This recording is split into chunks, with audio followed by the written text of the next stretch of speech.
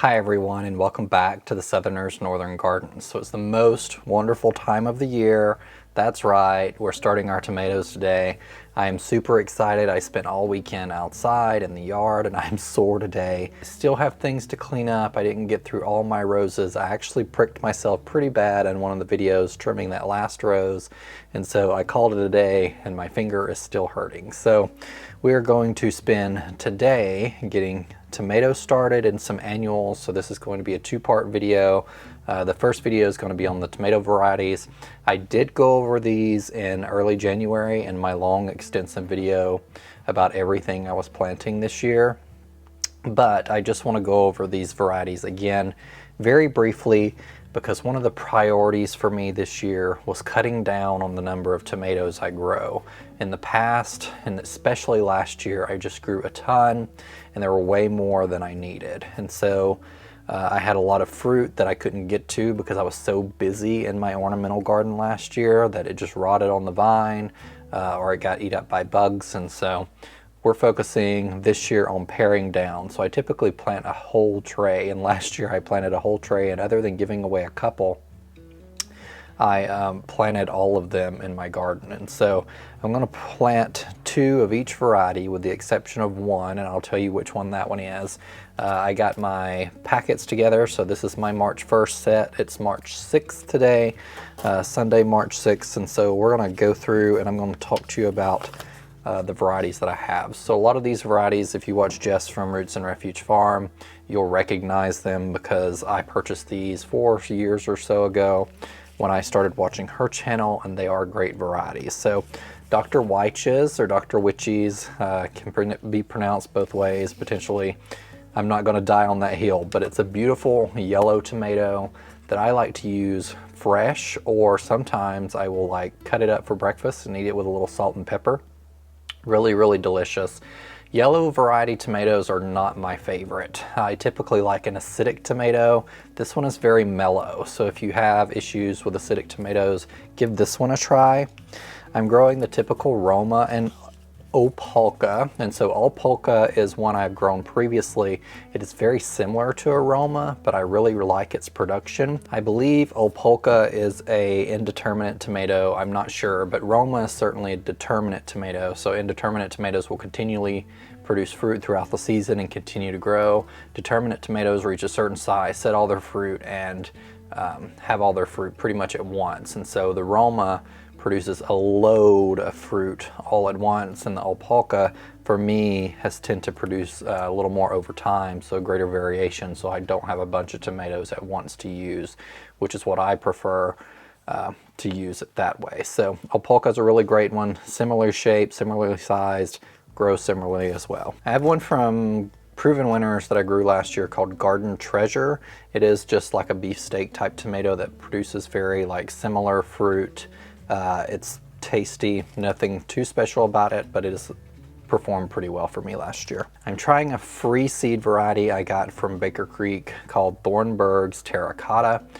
Jess has grown this one as well. I've heard her mention it on her channel a couple times. I have never grown this variety, so the packet's never been opened, but it's also an orange tomato, so I assume it's a little milder in the acidity than the red tomatoes are. So I'll give this one a try. It'll be nice to combine with the Dr. Wyche's, Dr. Wyche's, maybe in like a tomato salad or something for a mild flavor. Paul Robeson is my go-to tomato for pretty much anything. So it is great on a BLT. It is very smoky. It's got a dark color to it. You can see here, and it is absolutely gorgeous when it's growing outside. It doesn't produce huge fruit, but it is the tastiest tomato I think I've ever had, and so that's saying a lot. I really love tomatoes. I will eat them fresh and then cooked in dishes and stuff, and so Paul Robeson's perfect sliced for a tomato sandwich and a BLT, and that's really what I prefer during the summer. So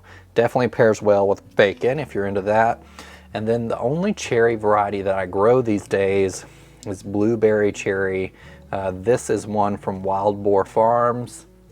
You can see here, it is a gorgeous blue, blackish tomato. When it hits that sunlight, the anthocyanins make it that purpley color. And it is pretty acidic, and that's why I really love it. I don't grow any other cherries. I may pick some up from a local garden center this year. I've heard of Sun Gold are really good, but I don't tend to love the yellow cherries like I mentioned. I don't love the yellow tomatoes in general because the acidity, and so, or the lack of acidity. And so this one is my favorite. I will come home from work every day during the summer when it's producing and grab a handful of these before I even go in the house. So I highly recommend blueberry cherry.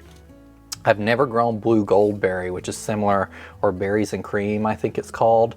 I actually got a weird cross in one of my packets a couple years ago that was blue gold, I think. It came in the same packet. This packet of seeds has been mine since 2019, so I've been replanting this for years. And I didn't love the blue goldberry because that acidity wasn't there that I enjoy. And the other two things we are planting today in this video is lemongrass. I don't use lemongrass for cooking, but I love the smell of it. And it's great to use in annual containers as a centerpiece element because it's really flowy and it just smells really excellent to run your hands through on the patio or anywhere around you. It's supposed to deter mosquitoes. I don't know if that's correct or not. I've grown it one time prior. I didn't end up growing it last year, it just didn't make it to my list. But this is the same packet that I've had for several years, so I'm hoping I get some good germination. And I'm actually dedicating 2 rows here, 8 total plants, so I can use that in lots of containers or even plant it out in the garden around the patio to help hopefully deter some mosquitoes. And then we just have celery. This is Red Venture celery from Hudson Valley Seed. I've never grown celery, so this is new for me, and we're just going to plant 2 rows of that as well. And I'm going to try and use the cut and come again method where I just cut off the stalks that I want, and it'll continue to produce over time, leaving it in the ground. And so I'm hoping I can find a little shady area and get this out earlier in the season so it will grow really well for me. So we're just going to get started, and I'm going to plant up all of these. I am going to put 2 seeds in each container. When I have fresh seed packets, I don't necessarily do that. The seeds should germinate pretty well for you. But when I have packets that are as old as this one, like one of them's 3 years old at least, approaching 4 years old. And so I'm going to at least put 2 seeds, and I will prune those out later after they start growing and get a little high, and I can pick which ones look the best and do some selective pruning there. So let's get started.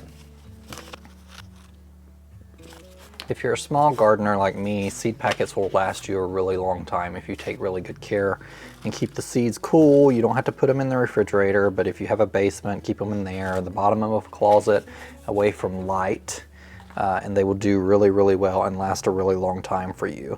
I bought a lot of my seeds when I started gardening years ago, 3 or 4 years ago when I seriously got into it, and these are still the same packets that I'm using now. So a lot of these came from M.I. Gardener back when he had $1 seed packets, and so that's why I have a lot of those.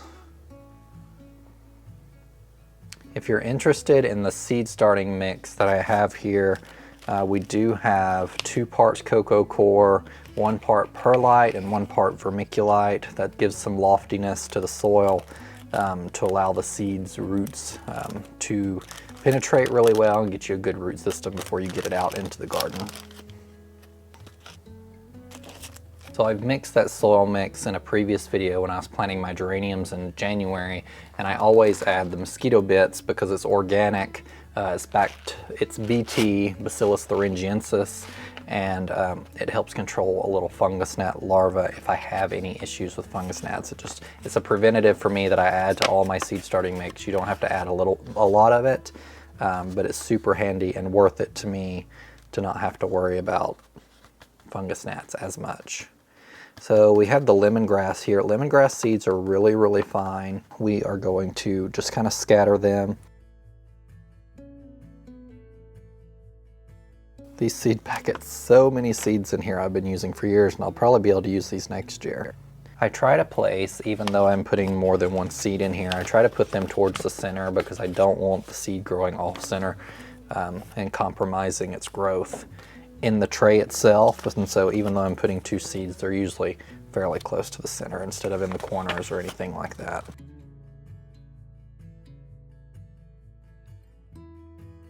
this 𝗓𝗏𝗘𝗢 tomato, to be such a large tomato, has super tiny seeds.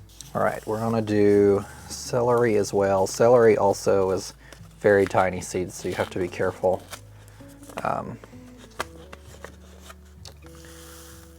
They're just like little dust here. So we're just gonna grab a small pinch and sprinkle. So it says the seedlings for these are really slow to start. And so that's one reason I like using these Bootstrap Farmer trays, because if I get germination on my tomatoes before I do on anything else, I can take these out and add them to a different tray and put the humidity dome and leave it just over this portion of the seedlings. If I used a larger tray and we had different germination rates, that could create some issues where you have to keep the humidity dome on to keep the seeds or seedlings happy, and then you might risk getting fungus or mildew or mold or that type issue on your seeds. And so I'm going to add my typical tiny thin vermiculite over all my seedlings. I've mentioned this in all my videos. I started adding this a few years ago because it really helps control moisture and also prevent some of that mold or mildew. And so I don't even cover my seeds with soil. They grow directly pretty well down into the soil, and this little vermiculite on top helps control some of those issues I was talking about. And I put a fairly thick layer because I'm using it as a substitute on these seeds that need to be covered up. If the seeds need light to germinate, which none of these do, I will put a finer layer on top of it. But when I have something like this, it's really nice because it helps control moisture. And so out of that cup, I used about 3/4 of it. And that's it for today. I'm going to water these in. I've got the little tags, which I didn't talk a whole lot about, but I do not create a tag for every container because I think it's wasteful. I do one in the front and then I run the rows left to right. And so everything behind that one is the same variety, and I keep them this way. And if I have any issues with rearranging stuff later in the spring, I will add more tags if I need to, but generally that's not a problem. So we're done with the starting tomatoes for today. Thank you guys for joining me. If you have any questions about the varieties I mentioned, drop them below and let me know what you're starting. I know here in Southwest Ohio, it is 8 weeks or so until our last frost date, and it is the perfect time to get a lot of things started.